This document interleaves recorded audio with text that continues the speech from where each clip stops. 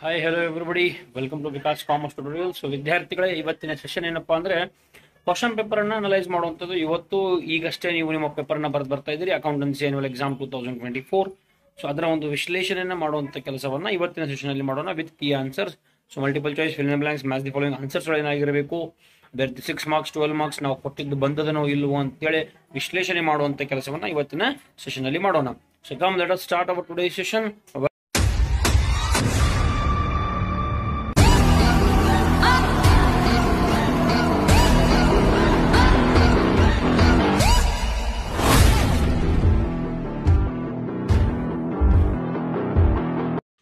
Okay ವಿದ್ಯಾರ್ಥಿಗಳೇ, ಇಲ್ಲಿ question paper ನಿಮಗೆ ಕಾಣ್ತಾ ಇದೆ. So question paper second year accountancy ಈಗಷ್ಟೇ ಬರೆದು ಬರ್ತಾ ಇದ್ದೀರಿ. ವೆರಿ ಖುಷಿ ಸಂಗತಿ ಏನಪ್ಪ ಅಂದರೆ, ಒಂದು ಗುಡ್ ನ್ಯೂಸ್ ಏನಪ್ಪ ಅಂದರೆ, ನಾವು ಕೊಟ್ಟಿರುವಂತಹ ಕ್ವಶನ್ಗಳು ಆಲ್ಮೋಸ್ಟ್ ಪ್ರತಿಯೊಂದು ಕ್ವಶನ್ಗಳು ಬಂದಿವೆ. 2 ಮಾರ್ಕ್ಸ್ನಲ್ಲಿ ಆಗಿರ್ಬೋದು, multiple choice, fill in blanks ಆಗಿರ್ಬೋದು, ಮ್ಯಾಚ್ ದಿ ಫಾಲೋಯಿಂಗ್ ಆಗಿರ್ಬೋದು, 6 ಮಾರ್ಕ್ಸ್ 12 ಮಾರ್ಕ್ಸ್ ಕ್ಯಾಟಗರಿ ಎಲ್ಲವೂ ಕೂಡ ನಾವು ಕೊಟ್ಟಿರುವಂತಹ ಕ್ವಶನ್ಸ್ಗಳು ಕಾಣ್ತಾ ಇದೆ ಎಕ್ಸಾಮ್ನಲ್ಲಿ. ಸೊ ಯಶಸ್ಸನ್ನು ನಾವು ಕಂಡಿದ್ದೀವಿ ಅಂಥೇಳಿ ಖುಷಿ ಪಡುವಂತಹ ಒಂದು ಸಂಭ್ರಮಾಚರಣೆ. ಸೊ ಅದೇ ರೀತಿ ಮುಂದೆ ಬರುವಂತಹ ಬಿಸ್ನೆಸ್ ಡಿ ಪೇಪರ್ ಕೂಡ ನೀವು ತಯಾರಿ ಮಾಡಬೇಕು, ಅದಕ್ಕೆ ಸಂಪೂರ್ಣವಾದ ಬೆಂಬಲ ನಮ್ಮ ಕಡೆಯಿಂದ ಇರ್ತದೆ. ಸೊ ಇಲ್ಲಿ ಆನ್ಸರ್ಸ್ಗಳನ್ನು ನೋಡೋದಾದರೆ ಏನೇನು ಆಗ್ತದೆ ಅಂತ ನೋಡೋದಾದರೆ, first question multiple choice. In order to form partnership firm they should at least B.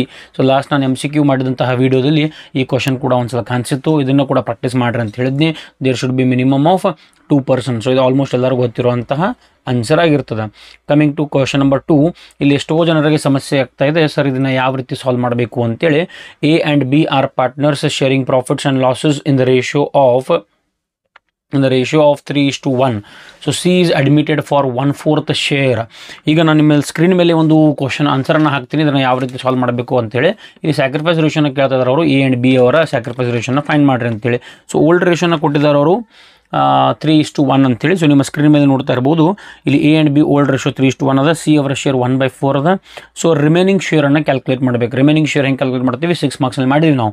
ಇದನ್ನು 1 - 1/4 ಅಂತ ಕರಿತೀವಿ. 1 - 1/4 ಯಾಕಪ್ಪ ಅಂದರೆ ಅದು ಹೊಸ ಪಾರ್ಟ್ನರ್ನ ಶೇರ್. ಸೊ 1 - 1/4 ಮಾಡಿದಾಗ ಅದು 3/4 ಅಂತ ಬರ್ತದೆ, ಕರೆಕ್ಟಾ? ಸೊ ಆ ರಿಮೈನಿಂಗ್ ಶೇರನ್ನು ತೆಗೆದುಕೊಂಡು ಓಲ್ಡ್ ರೇಷಿಯೋ ಜೊತೆ ಮಲ್ಟಿಪ್ಲೈ ಮಾಡಬೇಕು. ಈಗ ಎ ಅವರ ಓಲ್ಡ್ ರೇಷಿಯೋ ಎಷ್ಟದ, 3/4, ಬಿಕಾಸ್ 3:1 ಅದ. ಸೊ 3:1 ಅಂದಾಗ 3/4 ಆಗ್ತದೆ.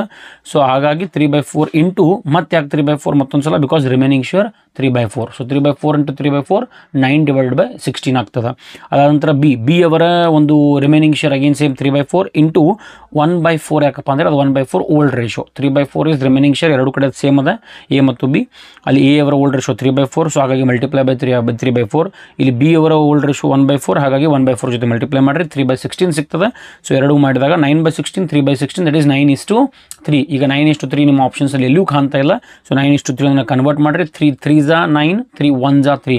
ಸೊ ಆನ್ಸರ್ ಏನಪ್ಪ ಅಂದರೆ 3:1. ಸೊ ಇಲ್ಲಿ ಸರಿಯಾದ ಆನ್ಸರ್ ಯಾವುದಾಗ್ತದೆ, 3:1 option B. Okay, coming to next question number 3. Question number 3 ನಮ್ಮ ಸ್ಕ್ರೀನ್ ಮೇಲೆ ಕಾಣ್ತಾ ಇರ್ಬೋದು. Swadeshi company limited forfeited 1000 equity shares. ವಿದ್ಯಾರ್ಥಿ ಸ್ನೇಹಿತರೆ, ಈ ಕ್ವಶನನ್ನು ಕೂಡ ನಾನು ಭಾಳಷ್ಟು ಸಲ ಮಾಡಿದ್ದೀನಿ. ಇದು ಮಾಡೆಲ್ ಕ್ವಶನ್ ಪೇಪರಲ್ಲಿ ಈ ರೀತಿ ಕ್ವಶನ್ ಬಂದಿತ್ತು. ನಾನು MCQs ಮಾಡಬೇಕಾದ್ರೆ ನಮ್ಮ ವಿಡಿಯೋ ಸೆಷನಲ್ಲಿ ಹೇಳಿದ್ದೀನಿ.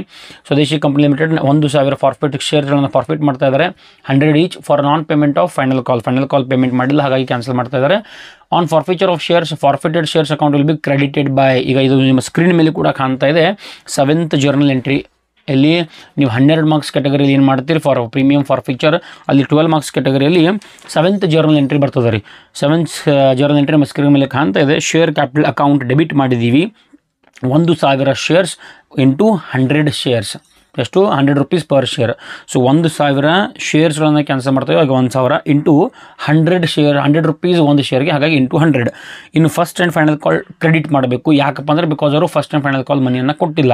ಅದೆಷ್ಟದ, 30 ರೂಪಾಯಿ. ಹಾಗಾಗಿ 1000 into 30, because 1000 shares, final call amount 30.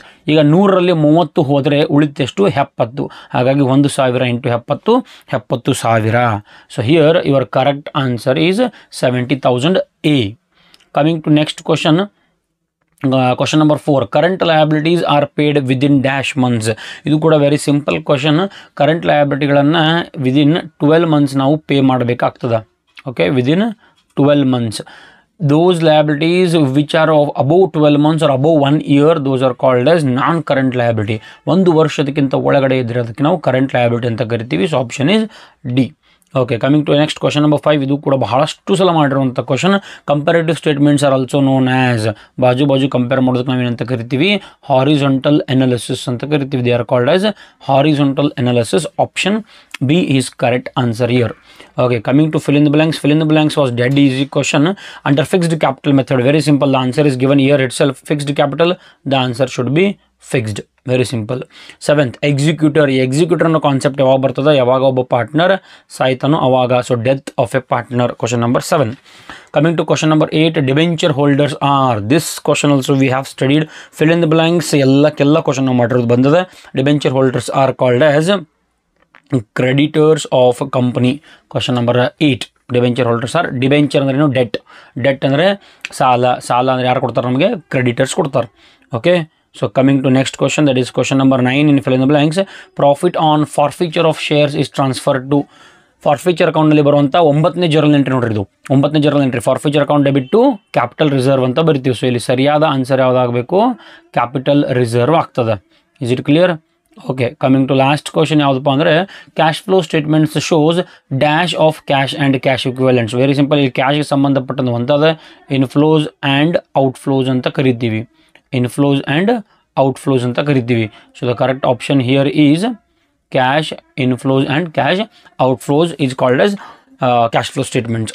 So ಇಲ್ಲಿ ರಾಂಗ್ ಆನ್ಸರ್ ಯಾವುದಪ್ಪ ಅಂದರೆ, ಡೆಟರ್ಸ್ ಯಾವುದಕ್ಕೂ ಸೂಟ್ ಆಗ್ತಾ ಇಲ್ಲ. Is it clear? Okay, coming to match the following. Match the following ಕೂಡ ವೆರಿ ವೆರಿ ವೆರಿ ಈಸಿ. ನಾವು ಮಾಡಿರುವಂಥದ್ದು ಅನ್ನೋದು ಸ್ಯಾಕ್ರಿಫೈಸ್ ರೇಷಿಯೋಲಿ ಬರ್ತದೆ. Admission of a partner. Debentures ಅಂದರೆ ಏನು, D for debentures, D for debt debentures. Very simple. Analysis of financial statements. Financial statement analyse ಮಾಡೋದ್ರಿಂದ ಏನಾಗ್ತದಪ್ಪ ಅಂದರೆ, ಡಿಸಿಷನ್ ಮಾಡಲಿಕ್ಕೆ ನಮಗದು ಹೆಲ್ಪ್ ಮಾಡ್ತದೆ. ಅದಾದ ನಂತರ D, profitability ratio. Profitability ratio is nothing but percentage. Net profit ratio, operating ratio, gross profit ratio ನೀವೇನು ಮಾಡ್ತೀರಿ, ಪರ್ಸೆಂಟೇಜನ್ನು ತೆಗಿತೀರಲ್ಲ, ಲಾಸ್ಟ್ ಪರ್ಸೆಂಟೇಜನ್ನು ಬರೀತಿರಲ್ಲ. ಸೊ ಹಾಗಾಗಿ ಪರ್ಸೆಂಟೇಜ್. ಇನ್ನು ಸೇಲ್ ಆಫ್ ಫಿಕ್ಸ್ಡ್ ಅಸೆಟ್ಸ್, ಅದು ಇನ್ವೆಸ್ಟಿಂಗ್ ಆಕ್ಟಿವಿಟೀಸ್ ಅಂತ ಕರಿತೀವಿ. ಸೊ ಕ್ಯಾಪಿಟಲ್ ಅಡ್ಜಸ್ಟ್ಮೆಂಟ್ ಯಾವುದಕ್ಕೂ ಸೂಟ್ ಆಗ್ತಾ ಇಲ್ಲ. Is it clear? Okay, next ನಾನು ಬರ್ತೀನಿ ಈಗ 1 ಮಾರ್ಕ್ ಕ್ಯಾಟಗರಿಯಲ್ಲಿ. State any one circumstances under which partnership is dissolved. ಫರ್ಮನ್ನು ಡಿಸಾಲ್ವ್ ಮಾಡೋದು. ಟೈಪ್ಸ್ ಆಫ್ ಡಿಸಲ್ಯೂಷನ್ ನಾನು ಹೇಳಿದ್ದೀನಿ. ಇದನ್ನು ಕಂಪಲ್ಸರಿ ಡಿಸಲ್ಯೂಷನ್ ಅಂತ ಬರ್ತದೆ, dissolution by court, dissolution by agreement. ಈ ರೀತಿ ವೆರೈಟೀಸ್ ಆಫ್ ಡಿಸಲ್ಯೂಷನ್ ಬರ್ತದೆ. ಯಾವ್ದಾದ್ರು ಒಂದನ್ನು ಬರೀಬೇಕು. ಕಂಪಲ್ಸರಿ ಡಿಸಲ್ಯೂಷನ್ ಅಥವಾ ಡಿಸಲ್ಯೂಷನ್ ಬೈ ಕೋರ್ಟ್ ಅಥವಾ dissolution by agreement. Next question number 13. Question number 13 ಕೂಡ ಕೆಲವೊಬ್ಬರಿಗೆ ಟ್ರೂ ಅನಿಸ್ತಾ ಇದೆ, ಕೆಲವೊಬ್ಬರಿಗೆ ಫಾಲ್ಸ್ ಅನಿಸ್ತಾ ಇದೆ. ಇಲ್ಲಿ ಕ್ವಶನ್ ಹೆಂಗೆ ಕೇಳಕತ್ತನಪ್ಪ ಅಂದರೆ, ಅಕ್ಯುಮುಲೇಟೆಡ್ ಪ್ರಾಫಿಟ್. ಅಕ್ಯುಮುಲೇಟೆಡ್ ಪ್ರಾಫಿಟ್ ಅಂದರೆ ಇದು ಲಾಸ್ಟ್ ಇಯರ್ಗಳಿಂದ ಕೊಡ್ಕೊಂತ ಬಂದಿರುವಂಥ ಪ್ರಾಫಿಟ್, ಅಂದರೆ ಹೋದ ವರ್ಷಗಳಲ್ಲಿ ಬಂದಿರುವಂಥ ಪ್ರಾಫಿಟ್. ಈ ಪ್ರಾಫಿಟನ್ನು ನಾವು ಎಲ್ಲಿಗೆ ಟ್ರಾನ್ಸ್ಫರ್ ಮಾಡ್ತೀವಿ ಅಂದರೆ, ಪಾರ್ಟ್ನರ್ಸ್ ಕ್ಯಾಪಿಟಲ್ ಅಕೌಂಟ್. ಓಕೆ, ಸಹಜವಾಗಿ ಪಾರ್ಟ್ನರ್ ಕ್ಯಾಪಿಟಲ್ ಅಕೌಂಟ್ಗೆ ಟ್ರಾನ್ಸ್ಫರ್ ಆಗ್ತದೆ. That is which is absolutely correct. But ಅವನು ಹೇಳ್ತಾನೆ ಇಲ್ಲಿ ಕಂಟಿನ್ಯೂವಿಂಗ್ ಪಾರ್ಟ್ನರ್ಸ್ಗೆ ನಾವು ಇದನ್ನು ಕಳಿಸ್ತೀವಿ. ಈಗ ಫರ್ಮ್ನಲ್ಲಿ ಕಂಟಿನ್ಯೂ ಆಗ್ತಾ ಇರೋರು ಯಾರು? ಕಂಟಿನ್ಯೂ ಆಗ್ತಾ ಇರೋದು ಹಳೆ partners as well as new partners.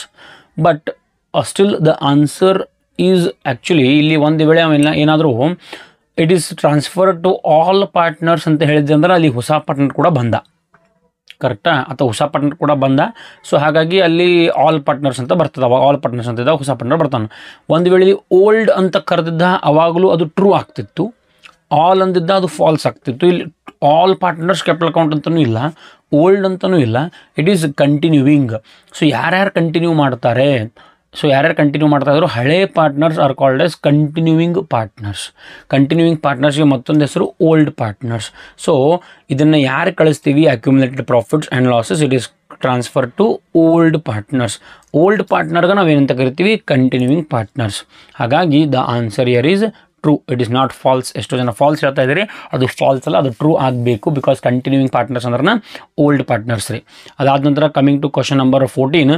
Mention any one difference between dissolution of just a second maintain mention any one difference between dissolution of partnership and dissolution of partnership firm. Firm is different, partnership is different. Dissolution of partnership andre relations are coming to an end. Dissolution of partnership firm in the sense complete closing down of business. Partnership firm nalli business anna ಬಂದ್ ಮಾಡ್ತಾ ಇದೀವಿ. Partnership ಡಿಸಲ್ಯೂಷನಲ್ಲಿ ಅವರ ಸಂಬಂಧಗಳನ್ನು ಮಾತ್ರ close ಮಾಡ್ತಾ ಇದ್ದೀವಿ, ಬಿಸ್ನೆಸ್ಸನ್ನು ಬಂದ್ ಮಾಡ್ತಾ ಇಲ್ಲ. ನೆಕ್ಸ್ಟ್ 15th ಕ್ವಶನ್, ಎಸ್ ನಾವು ಕೊಟ್ಟಂಥ ಕ್ವಶನ್ ಇದು. Right any one example for current asset. Cash ಆಗ್ಬೋದು, ಡಿಟರ್ಸ್ ಆಗ್ಬೋದು, ಇವೆಲ್ಲ ಬಿಲ್ಸ್ ರಿಸೀವೇಬಲ್, ಇವೆಲ್ಲವೂ ಕೂಡ ಕರೆಂಟ್ ಅಸೆಟಿನ ಎಕ್ಸಾಂಪಲ್. EPS ಇದೊಂದು ಮಿಸ್ ಆಯಿತು ಬಿಕಾಸ್ DRF ಮೇಲೆ ಬಹಳಷ್ಟು ಸಲ ಕೇಳ್ತಾ ಇದ್ರು. But EPS is also very simple, earning per share. ಇದು ಬಿಸ್ನೆಸ್ ಸ್ಟಡಿಯಲ್ಲಿ ಬರುವಂಥ ಕೆಲವೊಂದು ಕ್ವಶನ್ ಹೋದ ಸಲ ಬಿಸ್ನೆಸ್ಸಲ್ಲಿ ಬಂದಿತ್ತು. EPS ಅಂದರೆ ಅರ್ನಿಂಗ್ ಪರ್ ಶೇರ್, ಪ್ರತಿ ಶೇರ್ನ ಆದಾಯ ಅಂತ ಕರಿತೀವಿ. ಓಕೆ, ಅದಾದ ನಂತರ ಕಮಿಂಗ್ ಟು 2, ನಾನು ಹೇಳಿದ್ದೆ ನಿಮಗೆ ಕೆಲವೊಂದು ಸಲ ನಾವು ಕೊಡದೇ ಇರೋ ಕ್ವಶನ್ಸ್ ಕೂಡ ಬರಬಹುದು, ಆದರೆ ನಿಮಗೆ ಎಷ್ಟು ಬೇಕು 3 ಬರೀಬೇಕು 2 ಮಾರ್ಕ್ಸ್ ಕ್ಯಾಟಗರಿಯಲ್ಲಿ. ನಾನು ಕೊಟ್ಟಿರೋಂಥ ಕ್ವಶನ್ಗಳಲ್ಲಿ 3 ಕ್ವಶನ್ ಇಲ್ಲಿ ಕಾಣಕತ್ತವ್ರಿ. ಅವು ಯಾವ್ಯಾವು ಅಂತ ಹೇಳ್ಕೊತ ಹೋಗ್ತೀನಿ. ನನ್ನ PDF ನಾನು ನಿಮಗೇನು ಕೊಟ್ಟಿದ್ನಿ, ಆ PDFನಲ್ಲಿ ಫೈನಾನ್ಷಿಯಲ್ ಸ್ಟೇಟ್ಮೆಂಟ್ಸಿನ ಮೀನಿಂಗ್ ಇತ್ತು, any 2 uses of cash flow statements ಅದ, 2 contents of partnership date. So 3 questions ನಾನು ಕೊಟ್ಟಿರೋದು ಅದ. ಇನ್ನು 18 ಮತ್ತು 19 ನಾವು ಒಪ್ಕೊಳ್ತೀವಿ ರೀ, ನಾವು ಕೊಟ್ಟಿಲ್ಲ ಅಂದರೆ ಕೊಟ್ಟಿಲ್ಲ ಅಂತ ಹೇಳ್ತೀವಿ. ಕೊಡದೇ ಇರೋದನ್ನು ನಮ್ಮ ಶ್ರೇಯಕ್ಕೆ ನಾವು ತೆಗೆದುಕೊಳ್ಳಿಕ್ಕೆ ಸಾಧ್ಯ ಇಲ್ಲ. ನಾನು ಯಾವ್ದು ಕೊಟ್ಟಿದ್ದೀನಿ ಅದನ್ನು ಮಾತ್ರ ಹೇಳ್ತಾ ಇದ್ದೀನಿ. 17, 20, 21 ಇವು 3 ಕ್ವಶನ್ಸ್ ನಾನು 2 ಮಾರ್ಕ್ಸ್ PDF ಕೊಟ್ಟಿದ್ದೀನಿ, ಬೇಕಾದರೆ ತೆಗೆದು ಕೂಡ ನೋಡಬಹುದು. 18 ಮತ್ತು 19 ನಾನು ಕೊಟ್ಟಿರಲಿಕ್ಕಿಲ್ಲ. 18 ಡಿಸಲ್ಯೂಷನಲ್ಲಿ 2 ಮಾರ್ಕ್ಸ್ ಆಸ್ ಪ್ರಕಾರ ಬ್ಲೂ ಪ್ರಿಂಟ್ ಬರಬಾರ್ದಾಗಿತ್ತು, ಬಟ್ ಬಂದದ. ಸೊ ಬಂದ ನಂತರ ಏನು ಮಾಡ್ಲಿಕ್ಕೆ ಸಾಧ್ಯ ಇಲ್ಲ, ಬಟ್ 3 ಬೇಕು, 3 ಸಿಕ್ಕದ. So no any problem. Contents, nature of business, name of business, name of all the partners, address of all the partners, nature of business, ಈ ರೀತಿ ಕೆಲವೊಂದು ಕಂಟೆಂಟ್ಸ್ ಆಗಿರಬಹುದು. ಆಮೇಲೆ journal entry is very simple. Question number 18 ಅದು ಕೂಡ ನಿಮಗೆ ನಾನು ಹೇಳ್ತೀನಿ, ಅದು ನಿಮ್ಮ ಸ್ಕ್ರೀನ್ ಮೇಲೆ ಈಗ ಬರ್ತಾ ನೋಡ್ರಿ. Realisation account debit to partners capital account. ಈಗ ನಾನು ಹೇಳಿಲ್ಲ ಅಂದ್ರೂ 18th ನೀವು ಮಾಡ್ಬೋದು ರೀ, ಬಿಕಾಸ್ ಡಿಸಲ್ಯೂಷನ್ ನಾನು ಕಂಪಲ್ಸರಿ 12 ಮಾರ್ಕ್ಸ್ ಮಾಡ್ರಿ ಅಂತ ಹೇಳಿದ್ನಿ, ಕರೆಕ್ಟಾ. ಈಗ ಜರ್ನಲ್ ಎಂಟ್ರಿ ತಗೋ ಅಂತ ಹೇಳಕತ್ತಾರೆ. ಈ ವೆರಿ ಸಿಂಪಲ್, ಏನು ತಗೋಕತ್ತಾರೋ ಅಸೆಟ್ಸನ್ನು ಟೇಕನ್ ಓವರ್. ಅಸೆಟ್ಸ್ ಯಾವ ಸೈಡ್ ಇರ್ತಾವೆ ರೀ ಕ್ವಶನ್ದಾಗ? Right side. ಎಲ್ಲಿ ಬರ್ತದೆ ಆನ್ಸರ್? ರಿಯಲೈಸೇಷನ್ ಅಕೌಂಟ್ದಾಗ ಲೆಫ್ಟ್ ಸೈಡ್. ಈಗ ಅದನ್ನು ವಾಪಸ್ ಎಲ್ಲಿ ಕಳಿಸ್ಬೇಕು? ಪೇ ಮಾಡಬೇಕಾದ್ರೆ right side. So right side ಯಾವ ಸೈಡ್? ಅದು ಕ್ರೆಡಿಟ್ ಸೈಡ್. ಅಲ್ಲಿ ಅಂತ ಬರ್ತೀರಿ ಬೈ ಪಾರ್ಟ್ನರ್ಸ್ ಕ್ಯಾಪಿಟಲ್ ಅಕೌಂಟ್ ಅಂತ ಬರಿತೀವಿ, ಕರೆಕ್ಟಾ. By A's partners A's capital account, B's capital account, ಯಾರ್ದು ಉಂಟ್ರೆ ಅವ್ರ ಹೆಸರನ್ನು ಬರಿಬೇಕು. ಸೊ ಯಾವ ಸೈಡ್ ಬರಿತಾ ಇದ್ದೀರಿ? ಕ್ರೆಡಿಟ್ ಸೈಡ್ ಬರಿತಾ ಇದ್ದೀರಿ. ಯಾವ ಅಕೌಂಟಿನ ಕ್ರೆಡಿಟ್ ಸೈಡ್? ರಿಯಲೈಸೇಷನ್ ಅಕೌಂಟಿನ ಕ್ರೆಡಿಟ್ ಸೈಡ್. ಸೊ ಅಲ್ಲಿ ರಿಯಲೈಸೇಷನ್ ಅಕೌಂಟ್ ಏನಾಗ್ತದೆ? ಕ್ರೆಡಿಟ್ ಆಗ್ತದೆ. ಹಾಗಾಗಿ ಡೆಬಿಟ್ ಯಾವುದಾಗಬೇಕು? Partners capital account. ಸೊ ಇಲ್ಲಿ ಆನ್ಸರ್ ಏನಪ್ಪ ಅಂದರೆ partners capital account debit to realisation account credit. Is it clear? Partners capital account debit ಆಗಬೇಕು, ರಿಯಲೈಸೇಷನ್ ಅಕೌಂಟ್ ಕ್ರೆಡಿಟ್ ಆಗಬೇಕು. Very simple. Okay, coming to question number 19, ಅದು calls in arrears which the amount is not paid. Calls in arrears ಅಂದರೆ ಅಮೌಂಟ್ಸನ್ನು ಕೊಟ್ಟಿರೋದಕ್ಕೆ ನಾವು calls in arrears ಅಂತ ಕರಿತೀವಿ. Okay, very important section, heart beat of the section, scoring sections, section C and section D. I am very extremely happy. ನಾವೇನು guess ಮಾಡಿದ್ವಿ ಅದೇ ಕ್ವಶನ್ಸ್ಗಳು ಕಾಣ್ತಾ ಇವೆ. P&L ಅಪ್ರಾಪರೇಷನ್ ಮತ್ತು ಪ್ರೊಡಕ್ಟ್ ಮೆಥಡ್ ನಾನು ಕಾನ್ಸಂಟ್ರೇಷನ್ ಮಾಡಿದಾಗ ಅಲ್ಲಿ ನಾನು ಜಾಸ್ತಿ ಫೋಕಸ್ ಕೊಟ್ಟಿದ್ದು ಪ್ರೊಡಕ್ಟ್ ಮೆಥಡ್. 100% ಇಲ್ಲಿ ಪ್ರೊಡಕ್ಟ್ ಮೆಥಡ್ ಅದ. ಆ ಆನ್ಸರ್ ನಿಮ್ಮ ಸ್ಕ್ರೀನ್ ಮೇಲೆ ಈಗ ಬರ್ತಾ ಇದೆ. ಇಲ್ಲಿ ಆನ್ಸರ್ ಏನಾಗ್ತದಪ್ಪ ಅಂದರೆ 1280 ರೂಪೀಸ್ ಆಗ್ತದೆ. ಡೇಟ್ ಕೊಟ್ಟರೆ ಔಟ್ಸ್ಟ್ಯಾಂಡಿಂಗ್ ಮಂತ್ಸ್ 9532 ಆಗ್ತದೆ. ಅಮೌಂಟನ್ನು ಪ್ರಾಡಕ್ಟ್ ಕ್ಯಾಲ್ಕುಲೇಟ್ ಮಾಡಿದಾಗ 36,000, 60,000, 2480, ಟೋಟಲ್ 1,28,000. ಸೊ ಟೋಟಲ್ ಇಲ್ಲಿ ಫಾರ್ಮುಲಾ ಯೂಸ್ ಮಾಡಿದರೆ 1,28,000 into 12%, that is 12 divide by 100 into 1/12, that is 1280 rupees. Is it clear? 1280 ಅಂದರೆ 1280. ಕಮಿಂಗ್ ಟು ಕ್ವಶನ್ ನಂಬರ್ 23, ಎಷ್ಟೋ ಜನ ಸಮಸ್ಯೆ ಆದಾಗ ಏನು ಗೇನ್ ರೇಷೋದಾಗ it is also very simple. ನಾವು ಗೇನ್ ರೇಷೋನ ಗೆಸ್ ಮಾಡಿದ್ವಿ, ಗೇನ್ ರೇಷೋ ಬಂದದ. ಬಟ್ ಡಿಫ್ರೆಂಟ್ ಟೈಪ್ ಕೊಟ್ಟಾರ ಅವರು. 1/2, 3/10, 1/5. ಏನು ಸಮಸ್ಯೆ ಅದ ರೀ? ಏನೂ ಸಮಸ್ಯೆ ಇಲ್ಲ. 1/2, 3/10, 1/5 that is itself your old ratio and 5:3 is your new ratio. So gain ratio calculate ಮಾಡಿರಿ. Very simple. ಯಾರು ರಿಟರ್ ಆಗ್ತದಾರೆ? ಅಂಜು. ನಿಮ್ಮ ಸ್ಕ್ರೀನ್ ಮೇಲೆ ಹಾಕ್ತೀನಿ ನೋಡಿ. ಈಗ ಸ್ಕ್ರೀನ್ ಮೇಲೆ ಬರ್ತಾ ಇದೆ, ನಾನು ಸಾಲ್ವ್ ಮಾಡಿದ್ದೀನಿ. Old ratio 1/2, 3/10, 1/5. ಸೊ ಯಾರು ರಿಟರ್ ಆದರೂ? ಅಂಜು. ಸೊ 1/2 ಮಾರ್ಕ್ ಮಾಡಿರಿ. ಇನ್ನು ಗೇನ್ ರೇಷೋ ಯಾರು ಉಳಿದ್ರು? ಸಂಜು ಮತ್ತು Manju. Old ratio, new ratio minus old ratio. So Sanju ಅವರ ನ್ಯೂ ರೇಷೋ ಟು 5/8, ಕರೆಕ್ಟಾ. 5/8 ಮೈನಸ್ ಸಂಜು ಅವರ old ratio 3/10. So 5/8 minus 3/10 LCM ಬರೋದು 40. ಸೊ 25 ಮೈನಸ್ 12 ಈ ರೀತಿ ಕ್ಯಾಲ್ಕುಲೇಷನ್ ಮಾಡಬೇಕು. ಅದೇ ರೀತಿ ಮಂಜು ಅವ್ರದ್ದು ಕೂಡ 3/8 new ratio, old ratio 1/5. So ಅದೇನು 1/2, 3/10, 1/5 ಕೊಟ್ಟಾರಲ್ಲ, ಅದನ್ನು ಕನ್ವರ್ಟ್ ಮಾಡಲ್ದೆ ಸೇಮ್ ಆಸ್ ಇಟ್ ಇಸ್ ಇಡ್ರಿ. ಆನ್ಸರ್ ಈ ರೀತಿ ಬರ್ತದೆ. So final answer is 13:7 your gain ratio. ಎಷ್ಟು? 13:7 ಅಂತ ಕರಿತೀವಿ. Clear? Okay, coming to question number 24, ಇದು ಕೂಡ ನಾವು ಹೇಳಿದ್ವಿ ಎಕ್ಸಿಕ್ಯೂಟರ್ ಅಕೌಂಟ್ ಕಂಪಲ್ಸರಿ ಬರ್ತದ ಅಂತ. ಓಲ್ಡ್ ರೇಷನ್ನ ಕೊಟ್ಟಿದ್ದಾರೆ, ಅವ್ರ ಕ್ಯಾಪಿಟಲ್ಸನ್ನು ಕೊಟ್ಟಿದ್ದಾರೆ. ಸೊ ಇಲ್ಲಿ ಎಷ್ಟು ಮಂತ್ಸ್ ಬದುಕ್ತಾರೆ ಅನ್ನೋದನ್ನು ಕ್ಯಾಲ್ಕುಲೇಟ್ ಮಾಡಿರಿ. 1/4ಗೆ ಸ್ಟಾರ್ಟ್ ಆಗ್ತಾ ಇದೆ 2023. ಸೊ ಅವ್ರು ಸತ್ತಿದ್ದು 1/1. ಸೊ 4 ಕೌಂಟ್ ಮಾಡಿರಿ. 4, 5, 6, 7, 8, 9, 10, 11, 12. ಸೊ 12 ಆದ ನಂತರ ಒನ್ ಕೌಂಟ್ ಮಾಡೋದು ಬಿಕಾಸ್ ಒನ್ ಅದ. ಸೊ ಹಾಗಾಗಿ ಅವನ್ನ ಕೌಂಟ್ ಮಾಡೋ ಅವಶ್ಯಕತೆ ಇಲ್ಲ. So total months which he had lived in that financial year is 9 months. Interest on capital ಮಾಡಬೇಕಾದ್ರೆ ನೀವು ಹೆಂಗೆ ಮಾಡ್ಬೇಕು, ಇಲ್ಲಿ ಕ್ಯಾಪಿಟಲ್ ಎಷ್ಟದ ನೋಡ್ರಿ, ಯಾರು ಸತ್ರು, ಗೀತಾ ಡೈಡ್. ಸೊ ಗೀತಾ ಅವರ ಕ್ಯಾಪಿಟಲ್ ಎಷ್ಟದ 60,000. ಸೊ ಹಾಗಾಗಿ ನಿಮ್ಮ ಆನ್ಸರ್ ಇಲ್ಲಿ 60,000 ಇಂಟು 12%, ಆಮೇಲೆ ಇಂಟು ಎಷ್ಟಾಗಬೇಕು, 9 ಡಿವೈಡೆಡ್ ಬೈ 12 ಆಗಬೇಕು. 60,000 into 12 divide by 100 into 9 divide by 12. ಅದನ್ನು ಕ್ಯಾಲ್ಕುಲೇಟ್ ಮಾಡಿರಿ. Salary to Geeta 4,000 per month. So again ಇದು ಎಷ್ಟಾಗಬೇಕು, 4,000 ಇಂಟು 12 ಆಗಬೇಕು. ಬಿಕಾಸ್ 12 ಅಲ್ಲ, ಎಕ್ಸ್ಟ್ರೀಮ್ಲಿ ಸಾರಿ, 9 ಮಂತ್ಸ್. ಬಿಕಾಸ್ ಅವ್ರು ಬದುಕಿರೋದು 9 ತಿಂಗಳು, ಹಾಗಾಗಿ 4 ಇಂಟು 9 36,000 ಆಗ್ತದೆ. ಅದಾದ ನಂತರ Geeta's share of goodwill, Geeta ಅವರಿಗೆ ಅವರ ಪಾಲನ ಗುಡ್ವಿಲನ್ನು ಕೊಡಬೇಕು. ಸೊ ಆ ಗುಡ್ವಿಲ್ ಆಫ್ ದಿ ಫರ್ಮ್ ಇಲ್ಲದ ಎಲ್ಲಿ ಡಿ ಪಾಯಿಂಟ್ನಲ್ಲಿ number 1 goodwill of the firm ಎಷ್ಟದ 84. ಸೊ ಈಗೇನು ಮಾಡಿರಿ, 84,000 ಇಂಟು ಗೀತಾ ಅವರ ಶೇರ್ ಎಷ್ಟದ 3/10 ಅದ. ಸೊ ನೀವು ಇಲ್ಲಿ ಏನು ಮಾಡಬೇಕು, 84,000 ಇಂಟು 3 ಡಿವೈಡೆಡ್ ಬೈ 10 ಮಾಡಬೇಕು. ಅಂದಾಗ ನಿಮಗೆ ಯಾರ ಶೇರ್ ಸಿಗ್ತದೆ, ಗೀತಾ ಅವರ ಶೇರ್ ಆಫ್ ಗುಡ್ವಿಲ್ ಸಿಗ್ತದೆ. ಸೊ ಆ ಅಮೌಂಟನ್ನು ಏನು ಮಾಡಿರಿ, ಗೇನ್ ರೇಷೋ, ಅಂದರೆ ಇಲ್ಲಿ ಗೇನ್ ರೇಷೋ ಕೊಟ್ಟಿಲ್ಲ. So 3 ಹೋತ್ನರೆ 5:2 is your gain ratio. ಅದನ್ನು ಆ ರೀತಿ ಡಿವೈಡ್ ಮಾಡಿ ಗೀತಾ ಅವರ ಗುಡ್ವಿಲನ್ನು ಕೊಡಬೇಕಾಗ್ತದೆ. ಆಮೇಲೆ ಇಲ್ಲಿ last point, profit of the firm 60,000 ಅದ. ಆ 60,000 ಯಾರ್ದು, ಫರ್ಮ್ದದ. ಸೊ ಹಾಗಾಗಿ 60,000 ಇಂಟು 3 ಡಿವೈಡೆಡ್ ಬೈ 10 ಆಗ್ತದೆ. Because 3/10 is Geeta share. ಆಮೇಲೆ ಇದು ಫರ್ಮ್ದದ. ಈಗ ಗೀತಾ ಅವ್ರದ್ದಾಯಿತು. ಗೀತಾ ಅವರು ಆ ತಿಂಗಳಲ್ಲಿ ಎಷ್ಟು 2022-23 ಅದ. ಸೊ 60,000 ಇಂಟು 3/10 ಏನಾಗ್ತದೆ, ಗೀತಾ ಅವರ ಶೇರ್ ಆಗ್ತದೆ. ಸೊ ಹಾಗಾಗಿ ಡೈರೆಕ್ಟ್ಲಿ ಅವರಿಗೆ ಆ ಪ್ರಾಫಿಟನ್ನು ಕೊಟ್ಟುಬಿಟ್ರೆ P&L ಸಸ್ಪೆನ್ಸ್ ಅಂತ ಕರಿತೀವಿ. So very simple question. Product method ಮಾಡ್ಬೋದಿತ್ತು, ಗೇನ್ ರೇಷೋ ಕೂಡ ಮಾಡ್ಬೋದು. ಒಂದು ವೇಳೆ ಗೇನ್ ರೇಷೋ ಮಾಡಿಲ್ಲ, ಎಕ್ಸಿಕ್ಯೂಟರ್ ಮಾಡಿಲ್ಲ ಅಂದರೆ ಸ್ಟಿಲ್ ಡೋಂಟ್ ವರಿ, ವ್ಯಾವ್ ಆಪ್ಷನ್. ಇಲ್ಲಿ ನಿಮ್ಗೆ P&L ಸ್ಟೇಟ್ಮೆಂಟ್ ಬರುತ್ತಾ ಅಂತ ಹೇಳಿದ್ವಿ. ಬ್ಯಾಲೆನ್ಸ್ ಶೀಟ್ ಮತ್ತು P&L ಸ್ಟೇಟ್ಮೆಂಟ್ ಚಾನ್ಸಸ್ ಜಾಸ್ತಿ ಇದ್ದಿದ್ದು balance sheet P&L ಸ್ಟೇಟ್ಮೆಂಟ್ಗೆ. So P&L ಸ್ಟೇಟ್ಮೆಂಟನ್ನು ಕೇಳಿದ್ದಾರೆ. ನಾನು ಹೇಳಿದ್ನಿ ಕೂಡ ನೋಟ್ಸ್ ಅವೇ 3 ನೋಟ್ಸ್ ಬಿಟ್ಟರೆ ಬೇರೆ ಯಾವೂ ಬರಲ್ಲ. ಯಾವುದು ಎಂಪ್ಲಾಯ್ ಬೆನಿಫಿಟ್ ಎಕ್ಸ್ಪೆನ್ಸ್. ಸೊ ಇಲ್ಲಿ ಎಂಪ್ಲಾಯ್ ಬೆನಿಫಿಟ್ ಎಕ್ಸ್ಪೆನ್ಸ್ ನೋಟ್ಸ್ ಬಂದದ. Salary to employee, leave encashment, ಇವೆರಡೂ ಬರೋದು ಇಲ್ಲಿ ಎಂಪ್ಲಾಯ್ ಬೆನಿಫಿಟ್ ಎಕ್ಸ್ಪೆನ್ಸ್ಗಳಲ್ಲಿ. ಸೊ ಪರ್ಚೇಸ್ ಆಫ್ ಗೂಡ್ಸ್ ಅದ, rent and taxes, repairs to machinery ಮತ್ತು ರೆಂಟ್ ಆ್ಯಂಡ್ ಟ್ಯಾಕ್ಸಸ್ ಅದರ್ ಎಕ್ಸ್ಪೆನ್ಸಸ್ದಾಗ ಬರ್ತದೆ. ಟ್ಯಾಕ್ಸ್ ಒಂದದ. So revenue from operation directly ಕೊಟ್ಟಾರೆ, no problem, very easy question. So coming to 12 marks category, ಅಡ್ಮಿಷನಲ್ಲಿ ಏನು ಮಾಡ್ಯಾರಪ್ಪ ಅಂದರೆ ಹಾಫ್ ವಿತ್ಡ್ರಾವನ್ನು ಕೊಟ್ಟಾರ ಅವರು ES 26 ಪ್ರಕಾರ. ವೆರಿ ಈಸಿ ಅದ. ಹಾಫ್ ವಿತ್ಡ್ರಾನ್ ಅಂದರೆ ನೀವು ಈ ಕಡೆ ಡೆಬಿಟ್ ಸೈಡ್ ಬಂದು ವಿತ್ಡ್ರಾನ್ ಮಾಡ್ಕೊಳ್ಬೇಕು ಅರ್ಧ. ಅದಾದ ನಂತರ ನಾನು ಹೇಳಿರುವಂಥ ಕ್ವಶನ್ಸ್ಗೆ ಬರ್ತೀನಿ. ನಾನು ರಿಯಲೈಸೇಷನ್ ಬಟ್ ಅದು ಡಿಸಲ್ಯೂಷನ್ ಸಜೆಸ್ಟ್ ಮಾಡಿದ್ದೆ. ಡಿಸಲ್ಯೂಷನ್ ವೆರಿ ಈಸಿ ಪ್ರಾಬ್ಲಮ್ ಬಂದದ, ಆರಾಮ್ಸೆ ಮಾಡ್ಬೋದು, ಏನೂ ಕಿರಿಕಿರಿ ಇಲ್ಲ, ಇಲ್ಲಿ ಏನೂ ಸಮಸ್ಯೆ ಇಲ್ಲ. ಅದಾದ ನಂತರ ನಾನು ಸಜೆಸ್ಟ್ ಮಾಡಿದ್ದು ಶೇರ್ ಪ್ರೀಮಿಯಮ್, ಅಂದರೆ share capital, issue of shares at premium, for future reissue, ಅದೇ ಸೇಮ್ ಕ್ವಶನ್ ಅದ. ಪ್ರೀಮಿಯಮ್ ಮೇಲೇ ಕೇಳ್ಯಾನ ಅವನು. ಅದಾದ ನಂತರ ಡಿಸಲ್ಯೂಷನ್ ಕೇಳ್ಯಾರ. ಸೊ ಎರಡದು. ಇನ್ನು ಮೂರು ಬರೀಬೇಕು ನೀವು. ಡಿಬೆಂಚರ್ಸ್ ನಾನು ಸ್ಕಿಪ್ ಮಾಡಿದ್ದೀನಿ, ಸಜೆಸ್ಟ್ ಮಾಡಿಲ್ಲ. ಕಂಪ್ಯಾರಿಟಿವ್ ಬ್ಯಾಲೆನ್ಸ್ ಶೀಟನ್ನು ಕೇಳಿದ್ದಾರೆ. ನಮ್ಮ ಅಂದಾಜು ಕಾಮನ್ ಸೈಜ್ ಇತ್ತು, ಬಿಕಾಸ್ ಲಾಸ್ಟ್ 2 ಇಯರ್ಸ್ ಇಂದ ಕಾಮನ್ ಸೈಜ್. ಲಾಸ್ಟಲ್ಲಿ ಒಂದು ಸೆಂಟೆನ್ಸ್ ಕೂಡ ಹೇಳಿದ್ದೆ, ಲಾಸ್ಟ್ 2 ಇಯರ್ಸ್ ಇಂದ ಕಾಮನ್ ಸೈಜ್ ಕೇಳ್ತಾ ಇದ್ದಾರೆ. ಹಾಗಾಗಿ ಈ ವರ್ಷ ಕಂಪ್ಯಾರಿಟಿವ್ ಕೇಳಬಹುದು.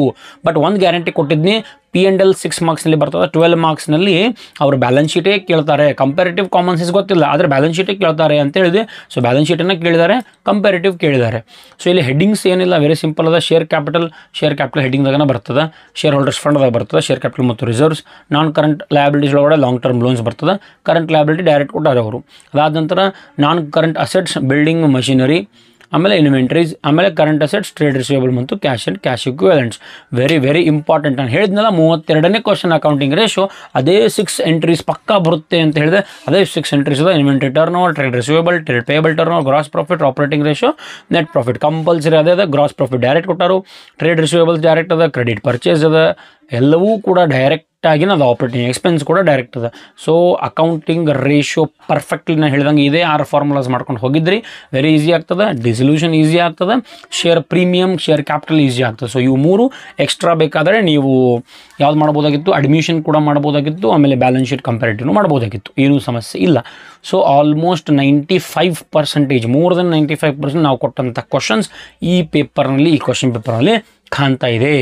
ಸೊ ಯಾರಿಗೆಲ್ಲ ಇದು ಹೆಲ್ಪ್ಫುಲ್ ಆಗ್ತದೆ ಅವರೆಲ್ಲರಿಗೂ ಕೂಡ ಶೇರ್ ಮಾಡಿ. ಅದೇ ರೀತಿ ಇನ್ನು ಕಮಿಂಗ್ ಅಪ್ ಬಿಸ್ನೆಸ್ ಸ್ಟಡಿ ಬರ್ತಾ ಇದೆ. ಸೊ ಬಿಸ್ನೆಸ್ ಸ್ಟಡಿ ಮೇಲೆ ಆಲ್ರೆಡಿ ಎಷ್ಟೋ ವೀಡಿಯೋಸ್ಗಳನ್ನು ಬಿಟ್ಟಿದ್ದೀವಿ, ಇನ್ನಷ್ಟು ಬಿಡ್ತೀವಿ. ಸಾಯಂಕಾಲ ಹಾಟ್ಸ್ ಕ್ವಶನ್ ಮೇಲೆ ವಿಡಿಯೋ ಬರ್ತದೆ, Kannada medium as well as English medium 2 marks ಬರ್ತದೆ. ಅದಾದ ನಂತರ how to score 80 out of 80 ಬರ್ತದೆ. ಪೇಪರ್ ಪ್ರೆಸೆಂಟೇಷನ್ ಟೆಕ್ನಿಕನ್ನು ಹೇಳ್ಕೊಡ್ತೀವಿ, ಲಾಸ್ಟ್ ಮಿನಿಟ್ ಟಿಪ್ಸನ್ನು ಕೂಡ ಕೊಡ್ತೀವಿ. All the very best for your PUC second year business study exams. Accountancy ಬಗ್ಗೆ ಚಿಂತೆ ಮಾಡಬೇಡಿ, ಮುಗಿದು ಹೋಯಿತು. Very very easy question paper ಬಂದದ. ಬಿಸ್ನೆಸ್ ಸ್ಟಡಿ ಕೂಡ ಇದೇ ರೀತಿ ಬರ್ತದೆ. ನಮ್ಮ ಚಾನಲನ್ನು ನಂಬಿ. ಸೊ ಇನ್ನು ಯಾರ್ಯಾರಿಗೆ ಹೆಲ್ಪ್ ಆಗ್ತದೆ ಅವರು ಕೂಡ ಶೇರ್ ಮಾಡಿ. ನಮ್ಮಿಂದ ಏನಾದರೂ ನಿಮಗೆ ಸಹಾಯ ಅನ್ನಿಸ್ತಾ ಇದ್ದರೆ ಪ್ಲೀಸ್ ನಮಗೆ ಶೇರ್ ಮಾಡಿ, ಕಮೆಂಟ್ ಮುಖಾಂತರ ತಿಳಿಸಿ, ನಮಗೆ ಅದು ಪ್ರೇರೇಪಣೆ ಕೊಡ್ತದೆ. So thank you for watching Vikas commerce tutorials and spending your valuable time with us.